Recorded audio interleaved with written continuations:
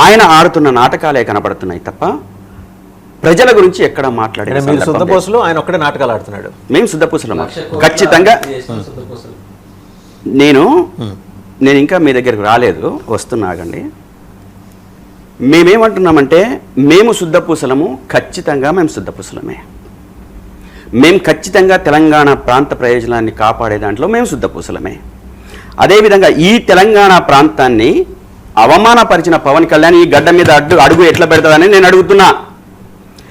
నేను ఈ తెలంగాణ రాష్ట్రం ఏర్పడ్డ 11 రోజుల పాటు నేను అన్నం తినకుండా ఉన్నాను అని చెప్పేసి అన్న పవన్ కళ్యాణ్కు ఏ కారణం చేత ఇక్కడ అడుగు పెట్టడానికి అవకాశం ఉందని చెప్పేసి నేను అడుగుతున్నా.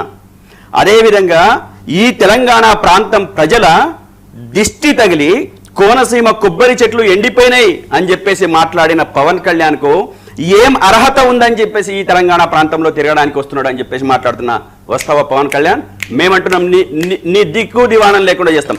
నిన్ను ఒక్కసారికే నువ్వు వరంగల్లో బహిరంగ సభ పెట్టినప్పుడే, కేసీఆర్ గారిని తిట్టినప్పుడే ఆ రోజే రా బిడ్డ నీ సంగతి చూసుకుంటా తునకలైపోతావు అని చెప్పేసి అన్న నుంచి నీ నోరు మూతపడ్డది. మళ్ళీ ఈ రోజు నోరు లేస్తుంది. ఎవరి అండదండలు చూసుకొని నోరు లేస్తుందో మాకు బాగా తెలుసు. నీ బీజేపీని, నిన్ను, నీ కూటమిని కడిగి సముద్రం అవతల పడేస్తాం. మీరు ఏమనుకుంటున్నారో? మీరు మమ్మల్ని తక్కువ అంచనేస్తున్నారు, బీఆర్ఎస్ వాళ్ళనే, లేకపోతే తెలంగాణ ప్రజల్ని. తెలంగాణ ప్రజలు దేన్నైనా సహిస్తారు.